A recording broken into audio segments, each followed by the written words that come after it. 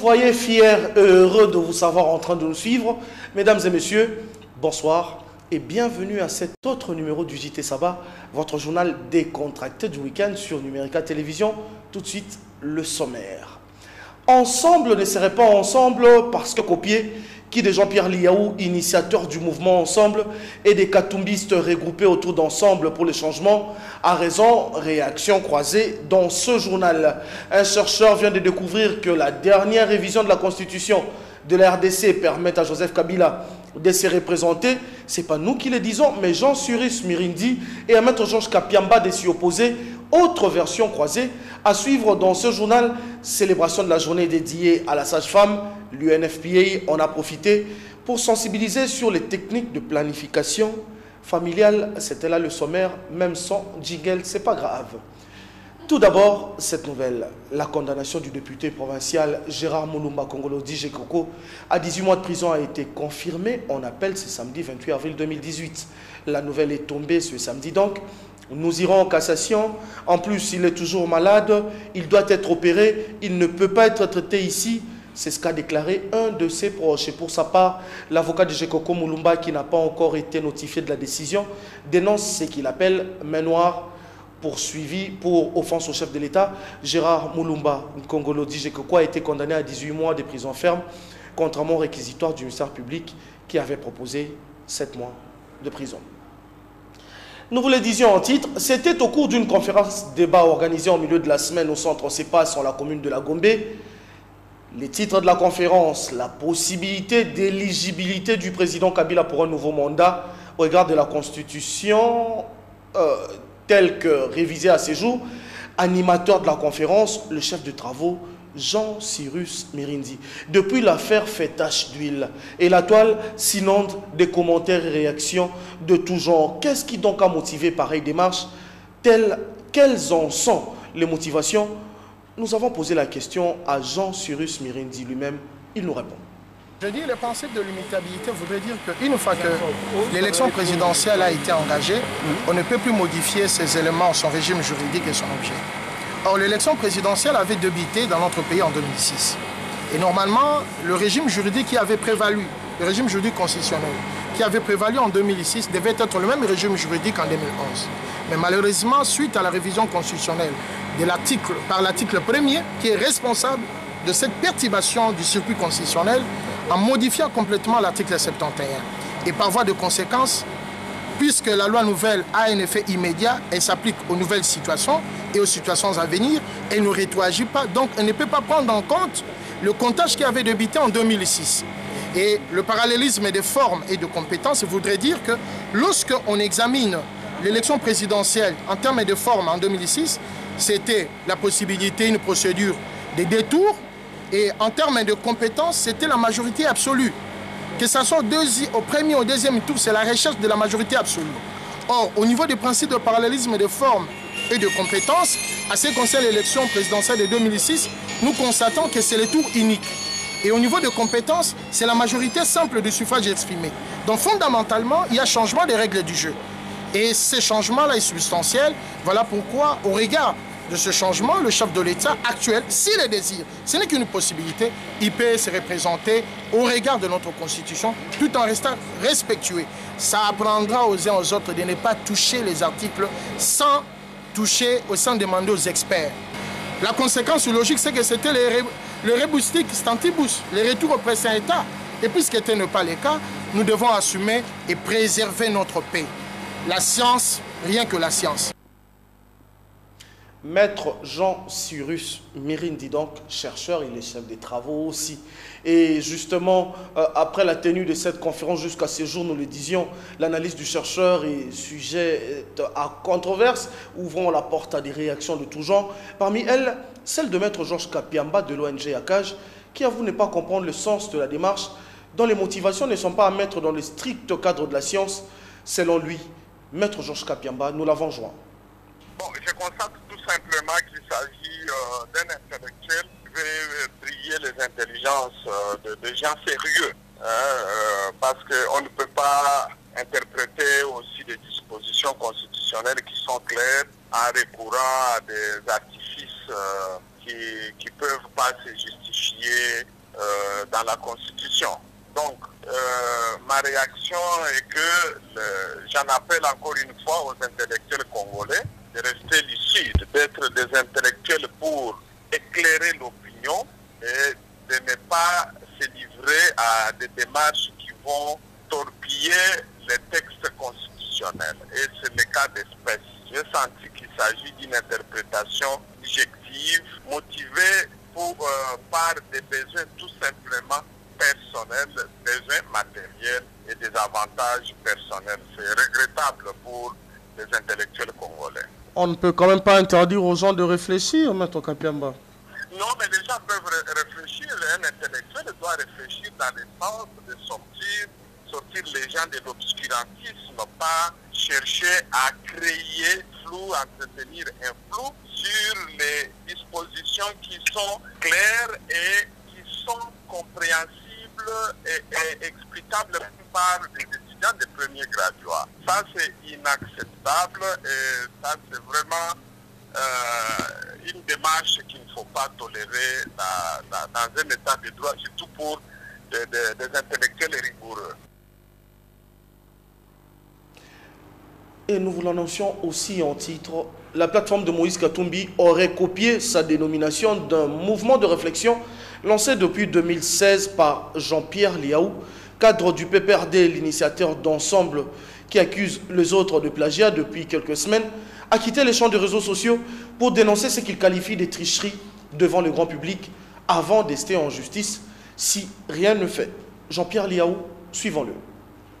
Non, trop c'est trop. Jean-Pierre Liaou revendique haut et fort ce qui lui est pris, la propriété d'un concept créé par lui, concept fruit d'une création intellectuelle que l'homme refuse de laisser entre les mains de ceux qui ne se sont pas donné la peine de réfléchir pour en profiter abusivement. Mais nous avons dit ensemble. Et les autres aussi disent ensemble. Nous sommes un mouvement citoyen, mais œuvrant dans les domaines politiques. Ça prête à confusion. Donc il faut un arrangement dans le sens de faire distinguer, de créer des signes distinctifs. Parce que lorsque vous prenez leur logo, c'est ensemble. Quelqu'un m'a même écrit, un ami qui est aux États-Unis. Il dit non, Jean-Pierre, je préfère, bien avant, je préfère le logo d'avant. Tu as changé de logo ensemble là. Moi, je préfère plutôt le premier logo que celui que tu viens de lancer. Je dis, mais c'est pas mon logo. Voilà la confusion. Ah non, non, nous c'est ensemble pour le changement. Mais quand vous regardez derrière, c'est ensemble. Ah, nous c'est ensemble pour le changement. Lorsque le président du mouvement signe des actes, il dit président d'ensemble. Ça crée confusion. À la question de savoir les mobiles exacts et profonds de cette démarche, l'homme s'explique. Vous n'avez pas suivi? Force du changement. Ah bah non, mais tiens, c'est Tchani déjà. Bon, qu'est-ce que nous faisons? Pouf, Internet. Serfons. Ah tiens, ça c'est intéressant ensemble. Non, c'est pas comme ça qu'on crée un mouvement. Il faut réfléchir. Quand on veut... Vous savez, les Français sont tellement riches. Alors, s'ils veulent qu'ils puissent me recruter, qu'ils puissent me payer, je veux peut-être mettre mon équipe en contribution pour qu'on leur trouve rapidement un concept qui peut faire mouche. Jean-Pierre Liaou ne compte pas s'arrêter là si jamais il n'est pas remis dans ses droits. Si les juges... Une information, 2 sons de cloche toujours, équilibre oblige. Nous sommes allés du côté du camp Katumbi où l'on affirme n'avoir copié personne, leur plateforme ayant comme dénomination Ensemble pour le changement et non Ensemble tout court. Jean-Bertrand Ewanga, un des ténors de ces mouvements, nous l'a dit. Mais vous me demandez quelle réaction parce que les deux structures ne sont pas ensemble. D'abord, M. Liaou est de la majorité présidentielle, nous sommes de l'opposition.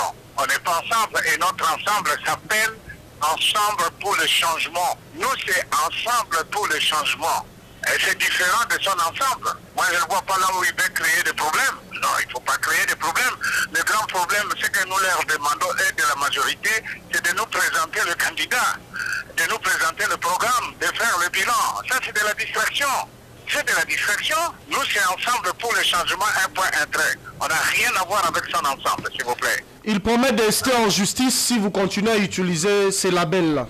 Mais parce qu'ils savent que la justice est manipulée dans ce pays et qu'ils vont pouvoir, mais nous nous défendrons parce que les lois de la République sont pour tout le monde et qu'on n'a pas de leçons à recevoir. Nous ne sommes pas ensemble de l'IAO, nous sommes ensemble pour le changement. Je crois à ce niveau-là, il y a autre chose à faire pour le bien de ce pays que de se laisser distraire par de considérations purement politiciennes comme ça. Nous travaillons, nous avons notre candidat, nous avons un programme, nous voulons investir le pays, mais que eux, qui doivent nous présenter un bilan, nous attendons, pas de distraction. Ensemble pour le changement n'est pas à confondre avec son ONG ou son association.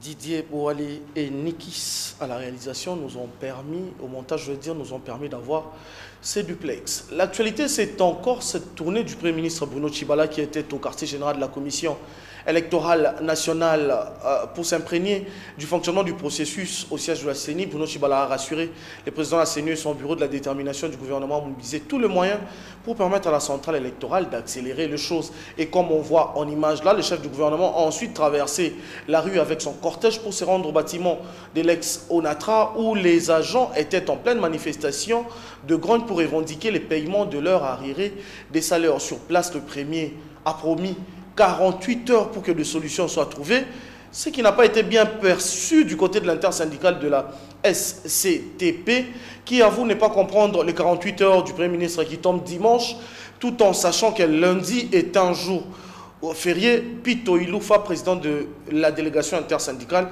nous a promis de réagir dans les prochaines heures. Un autre cas sur lequel s'est penché le Premier ministre, c'est celui du sélectionneur. C'est pas toujours facile, c'est français.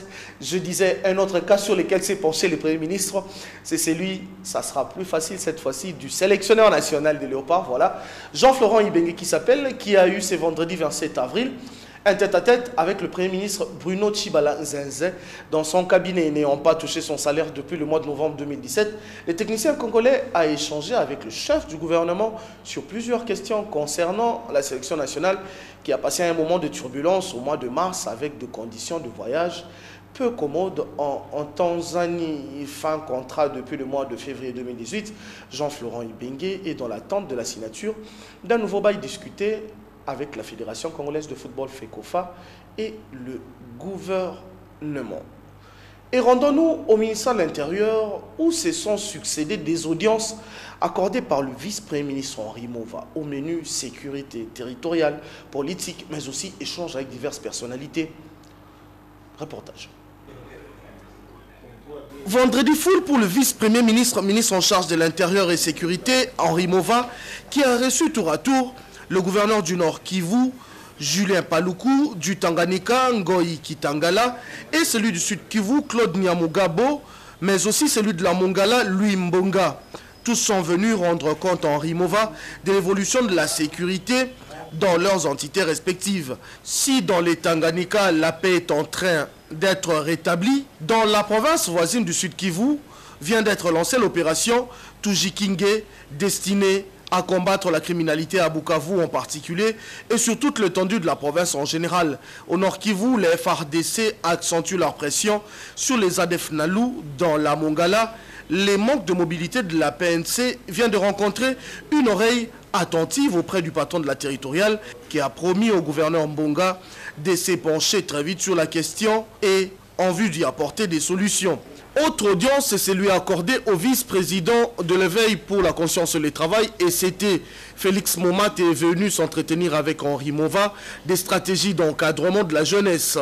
Autre échange, c'était avec un groupe de députés nationaux, puis vint le tour du tout nouveau rapporteur du bureau politique du PPRD, Patrick Kanga, ancien président de la Ligue de jeunes du même parti. Nous sommes là, nous ici au plateau et vous devant vos téléviseurs, mais les saviez-vous? La télévision que nombreux utilisent devra changer de format. Les chaînes télé telles que vous les captez devront se mettre en mode numérique, adapté en mode numérique, donc sans décodeur ou écran adapté, plus de télévision. La mutation en mode télévision numérique terrestre TNT doit en principe entrer en vigueur, tenez-vous-en bien, c'est 30 avril. Question une fois de plus, les saviez-vous? Nos écrans basculeront-ils ce dimanche, oui ou non? Pour en avoir le cœur net, nous avons posé la question à Jean-Pierre Kibambi Chintois. Il est patron de président, voulais-je dire, de l'Association nationale des entreprises audiovisuelles privées. Nous l'avons joint.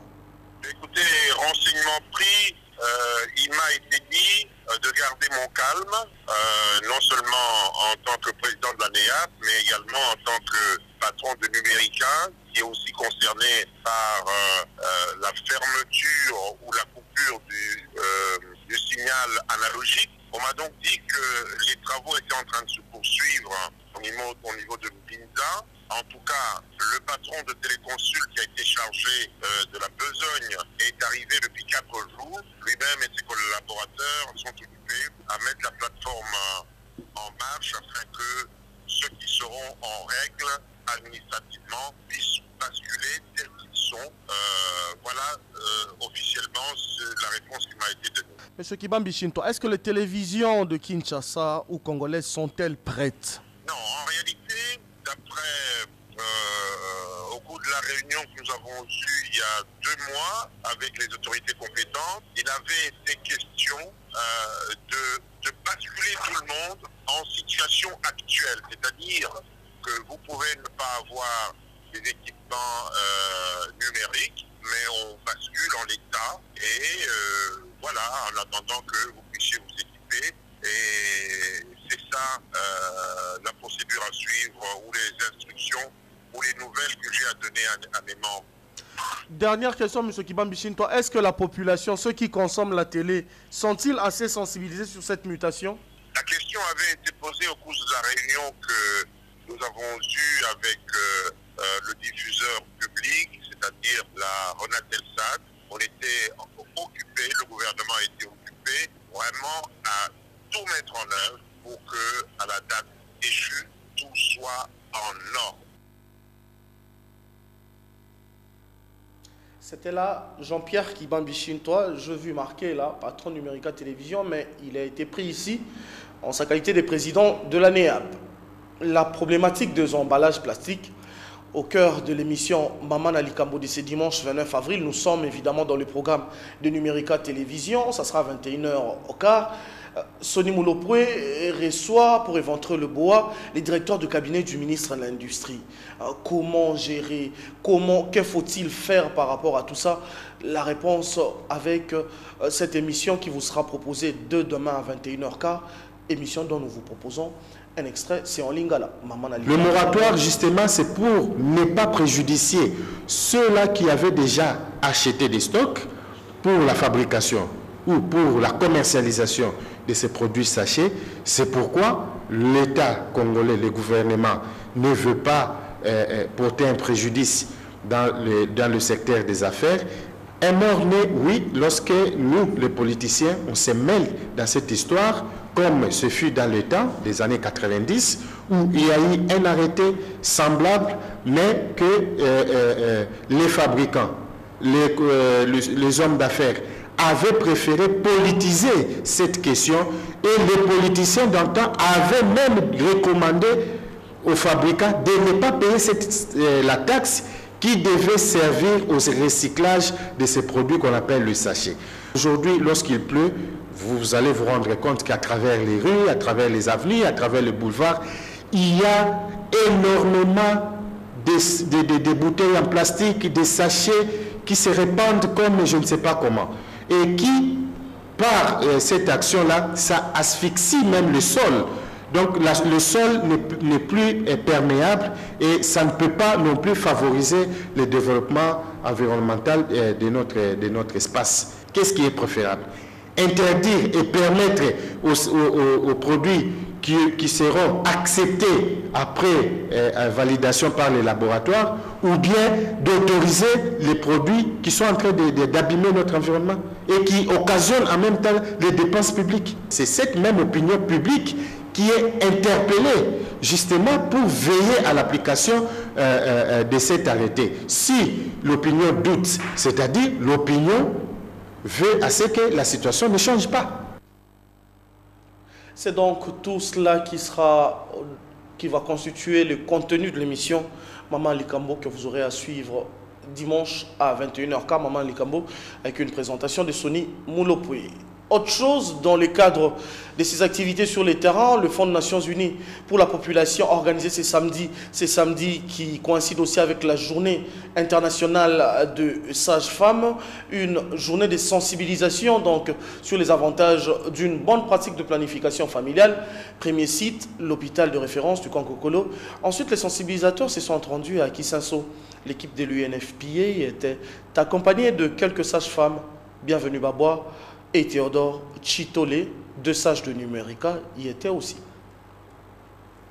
Il est aujourd'hui très important que les populations aient un accès facile au service de la planification. C'est justement le sens de cette journée de sensibilisation organisée par le Fonds des Nations Unies pour la population. À l'hôpital de référence du camp militaire Kokolo, un couple qui a déjà 4 enfants a sauté sur l'occasion pour choisir l'une des méthodes.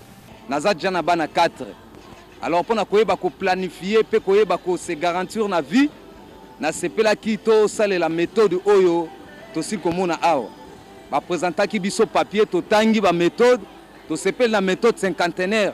Ouais sali que na bana oyo to zana bango to ba déjà ko milengi la pour venir na bango to arrêter nan mabota pendant au moins 5 ans dès to ko sa rattraper.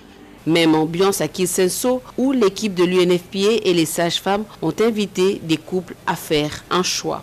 Si nous sommes ici, c'est dans le cadre de la célébration de la Journée internationale de la sage-femme qui est le sang commun. Mais nous avons toute une semaine des activités que nous organisons pour commémorer cette journée, pour commémorer la profession noble qui est le métier de la sage-femme, qui est méconnu du grand public. Et si nous faisons ces campagnes, c'est aussi pour promouvoir la profession sage-femme. La planification familiale protège les femmes contre les risques de grossesse non désirée. La planification familiale est un atout important pour le bien-être de la femme en particulier et de toute la famille en général. On a célébré les livres et la lecture, c'était cette semaine et c'est toute une mini-foire du livre qui s'est installée en la place des évoluées communes de la Gombe. Revivons l'ambiance qu'on y trouve ou qu'on y a trouvé parce que la clôture, c'est demain dimanche. Un véritable fête du livre, élèves, parents, chercheurs et autres amoureux de la lecture, tous défilent dans différents stands où sont exposés divers ouvrages. La deuxième édition du Festival du livre et de la Bible est une opportunité pour non seulement découvrir des écrivains, mais aussi promouvoir la culture de la lecture. Il y a vraiment de livres éducatifs vraiment que je trouvais ici, ainsi que de romans religieux et de romans classiques, de romans éducatifs aussi, il y en a. J'ai apprécié qu'ici, il y a de belles histoires et puis il y a des bonnes choses à lire ici.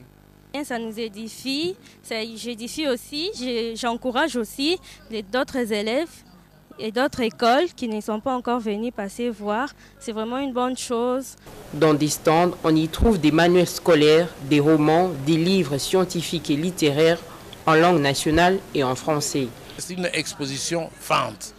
Les Congolais ne lisent pas beaucoup et d'où n'achètent pas beaucoup de livres. Il ne faut pas que ces livres restent seulement dans votre tiroir ou dans votre bibliothèque. Il faut que les autres achètent et puissent les lire, connaître vos idées, c'est important. Très souvent, ils n'achètent que les Bibles en français.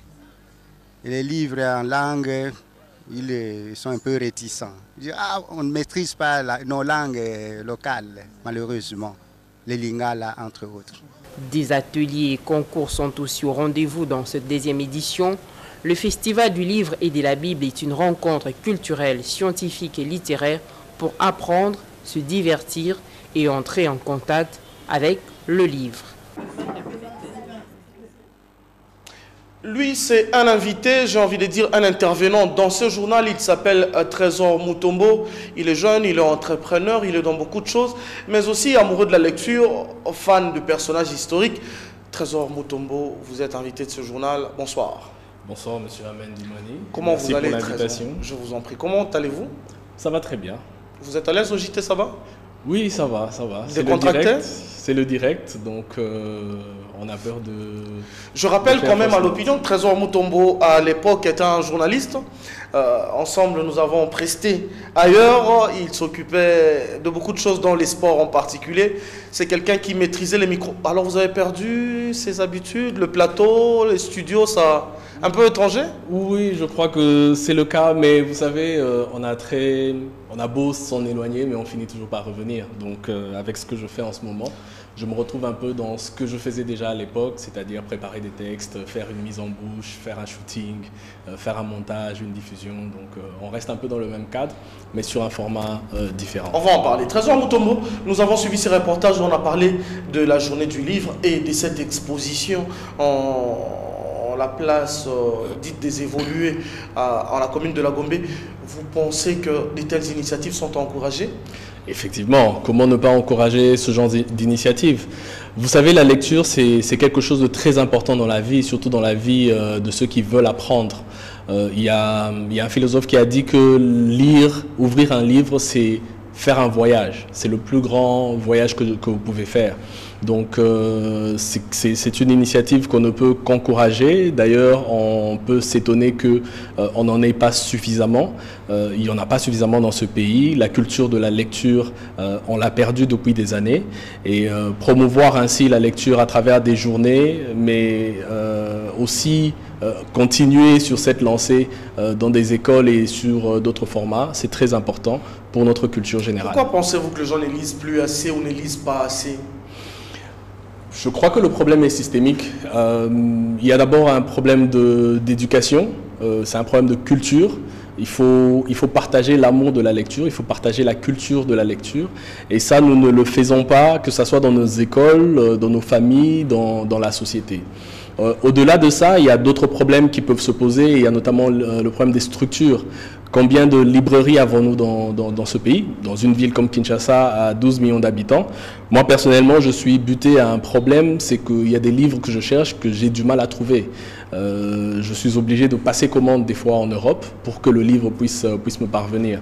Donc il y a le problème de culture, il y a un problème de structure, il y a un problème, le problème est systémique, donc il faut vraiment qu'on l'aborde de manière globale. La lecture est une affaire de vieux apparemment, de jeunes comme vous et nous, comme plus jeunes que nous.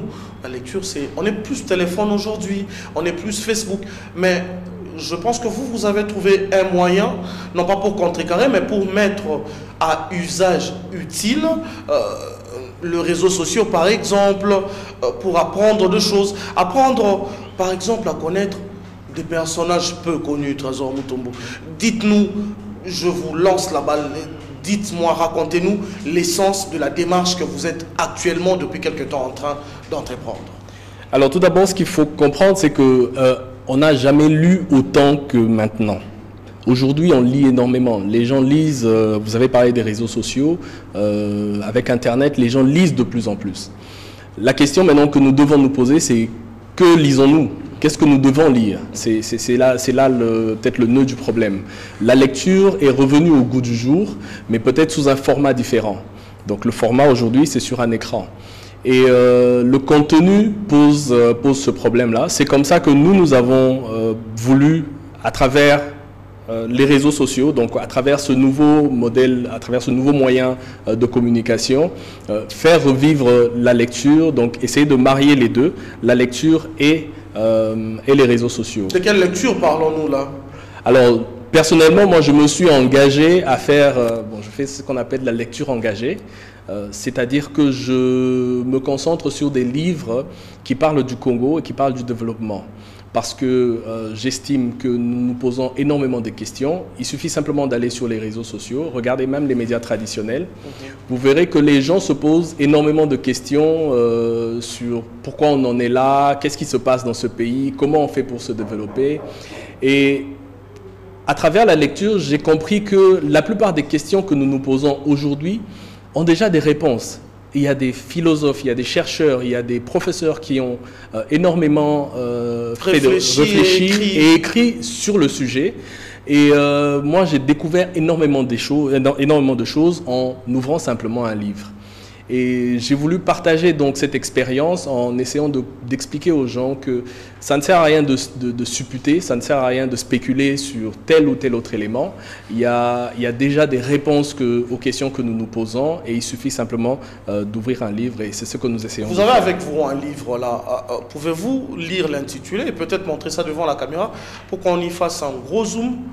Alors, ça c'est tourner les livres, oui. Devant la caméra. Ça, c'est un livre écrit par... Je peux lire les titres. Panda Farnana, premier universitaire congolais, 1888-1930. C'est un livre écrit par le professeur Didier Moumengi, un livre sorti aux éditions L'Harmattan. Voilà. Qu'est-ce qu'il a d'exceptionnel, ces livres? Moi, je le sais, mais peut-être que les autres ne le savent pas, Trésor Mouton. Alors, moi, ce personnage, je l'ai découvert un peu par hasard. Je lisais un autre livre qui s'appelle Congo, une histoire. C'est un livre assez volumineux, écrit par David Van Reybrouck. Et en lisant, j'ai entendu parler de deux Congolais. Voilà, j'ai entendu parler de Panda Farnana, de Rujabo et Adi Panda, qui étaient trois Congolais plutôt, qui avaient combattu pendant la guerre de 14-18 et qui étaient dans les camps de concentration en Europe. Le personnage m'intéressait. Ce qui était aussi intéressant, c'était une anecdote dans le livre qui expliquait que le seul enregistrement sonore que nous avons, le seul enregistrement sonore belge que nous avons de cette guerre de 14-18, c'était l'enregistrement de Rujabo qui était en train d'interpréter un chant traditionnel de son village. Alors, les trois personnages m'ont intéressé, donc j'ai commencé à faire des recherches sur eux et je suis tombé sur celui-ci particulièrement. Panda Farnana. Paul Panda Farnana, c'est en fait le premier universitaire congolais. Dans notre histoire, malheureusement, et dans nos cours d'histoire, on n'en parle pas assez. Personne n'en parle. Et pourtant, cet homme, entre 1920 et 1930, faisait la une de presque tous les journaux ici à Léopoldville, donc à Kinshasa, ou en Europe, en Belgique et même dans d'autres pays. C'était un homme d'une grande intelligence, c'était un homme d'une grande vision. Il paraît qu'à l'époque, il a même enseigné les enfants blancs. Il a enseigné des enfants blancs, il est venu travailler. Belgique. Oui, il est venu travailler ici. Mais tenez-vous bien, il y a un journal qu'il a même, entre guillemets, présenté comme un possible candidat comme gouverneur de la colonie.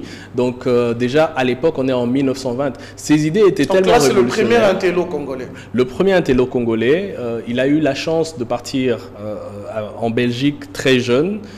Il était, on va dire entre guillemets, boy d'un capitaine de l'armée qui était belge. Il s'appelait Eugène van der Schild.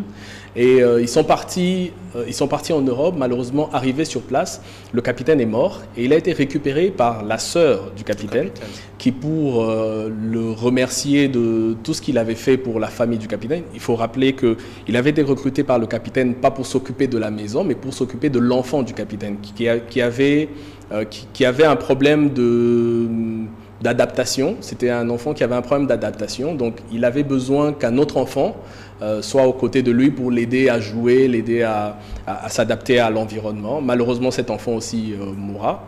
Et Panda se retrouve ainsi très jeune, accompagné de sa marraine, donc, qui était la sœur du capitaine Derschild. Et c'est grâce à elle qu'il va connaître tout ce parcours. Et voilà, Trésor Mouton, on ne va pas s'éterniser sur l'histoire de Paul Panda Farnana. Donc vous tombez sur ces bouquins, vous tombez sur ces personnages et vous en faites quoi? C'est là où nous sommes. Alors, juste, mais même pour avoir ce bouquin, je peux vous expliquer tout le malheur que j'ai eu, parce que j'ai fait le tour des librairies ici, c'était difficile. J'étais sur le point, voilà, j'étais sur le point de le commander en Europe. Et heureusement pour moi, je suis tombé sur les coordonnées de l'écrivain, donc Didier Moumengi. Je suis entré en contact avec lui et il m'a demandé de passer à Harmattan. C'est une librairie, ils ont une librairie ici qui est au croisement de Willery et Nyangwe. Et il m'a dit, je ne sais pas si vous allez trouver le livre, mais essayez quand même. Avec les réseaux sociaux, qu'avez-vous fait de ces personnages? Qu'est-ce que vous faites justement?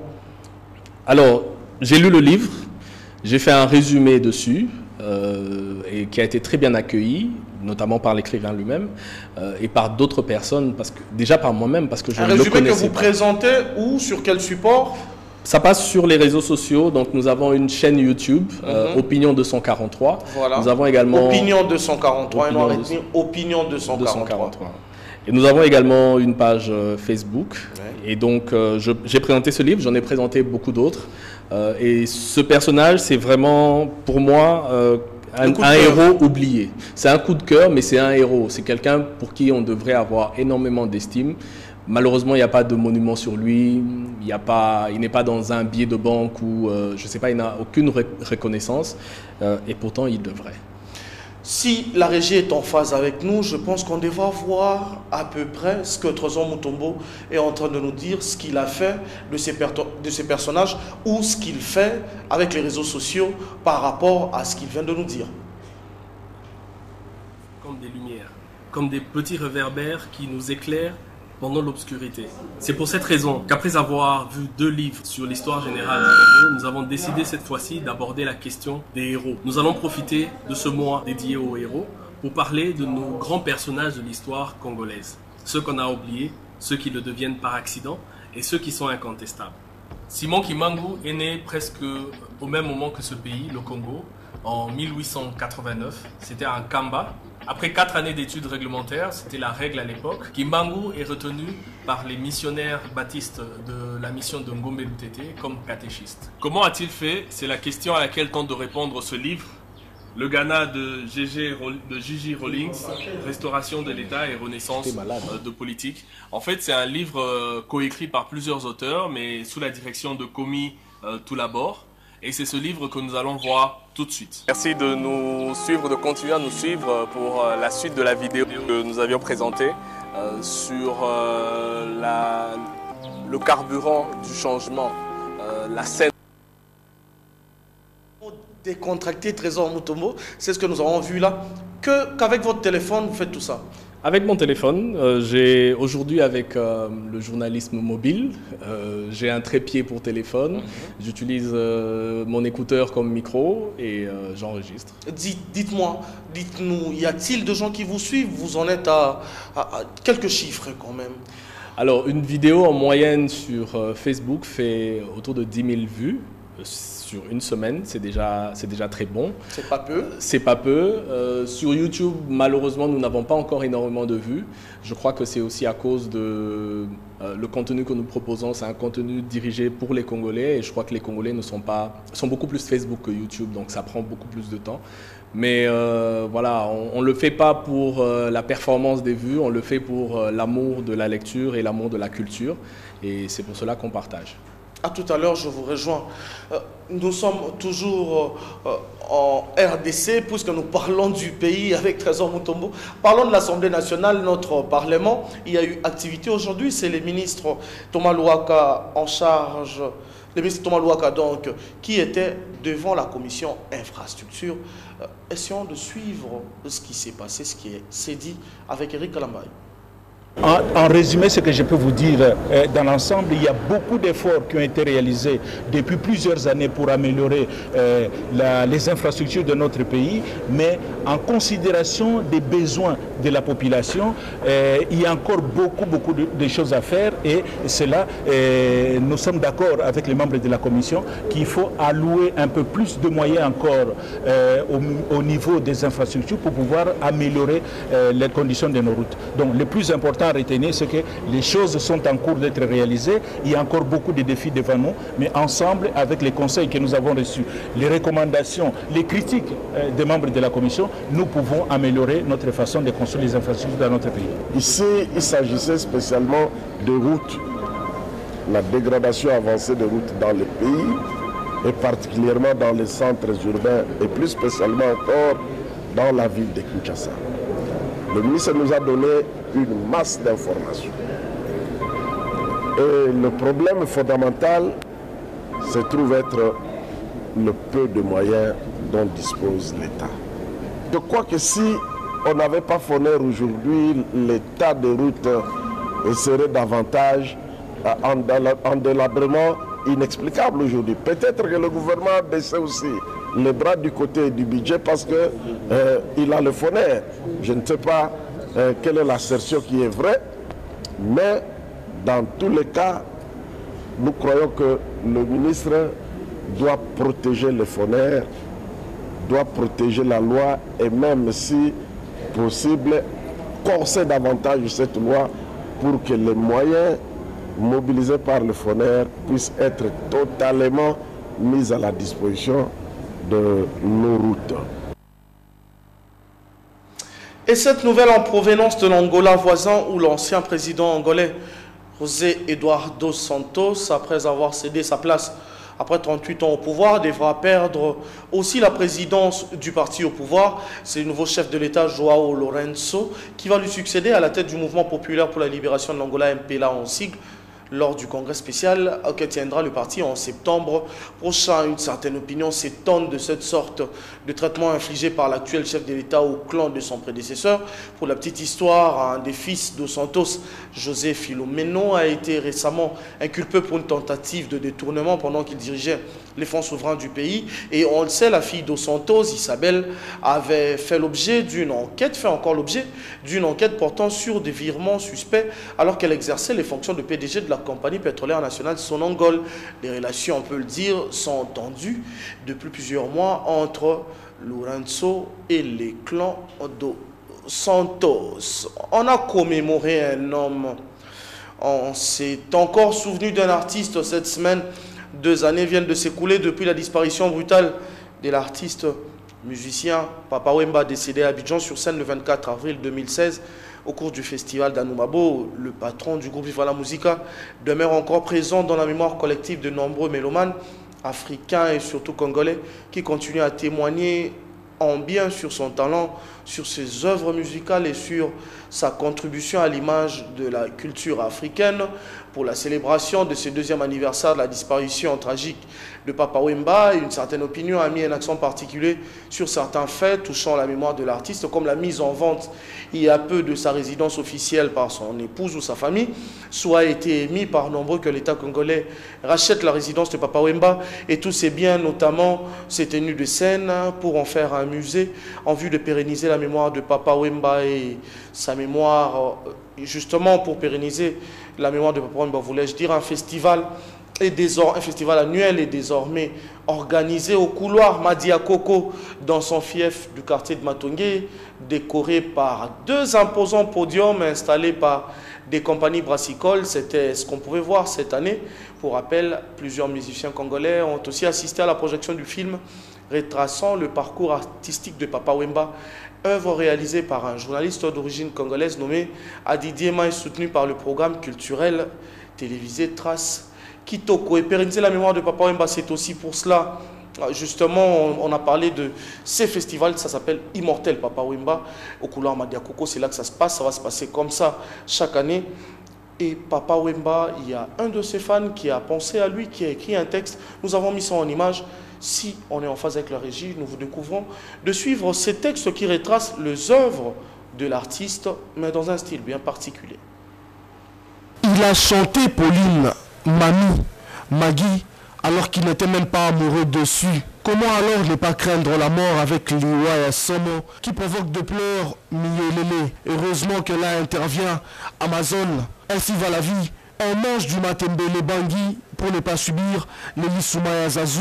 Et quand la mère supérieure plonge dans le mythe des Balembenge, à côté de Mabele Mokondi, le Bokulaka livre sa sagesse et le voilà intronisé Bokul avec sa princesse Senza. En bon samaritain, à l'île de Gorée, il rencontre la déception mais continue son boulot avec Ufukutanu avant Analengo et c'était l'événement. Faut rendre à César sa Santa et Matebou dans un rythme molokai avant de réclamer la photo à Eliana. Dans La vie est belle, Sikuya Mungu.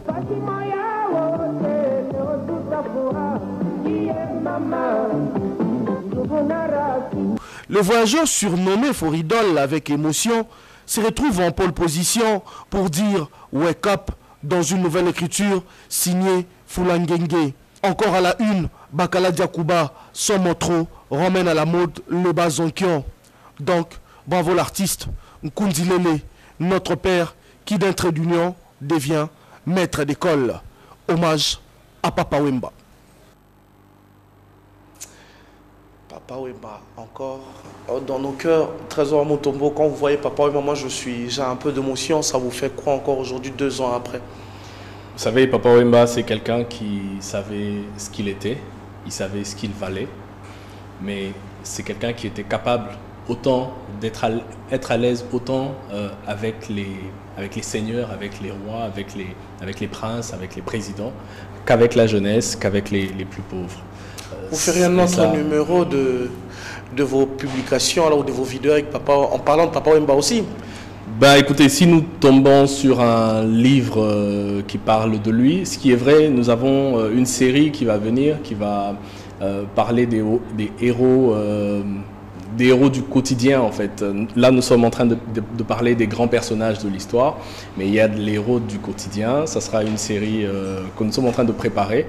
Et malheureusement il n'y a pas énormément d'écrits sur les personnes que nous rencontrons tous les jours. On espère qu'on pourra le faire. Rappelez-nous c'est quoi le site? Opinion 243. Opinion 243 sur YouTube et sur Facebook aussi. Voilà. Trésor Mutombo, vous étiez invité de ce journal.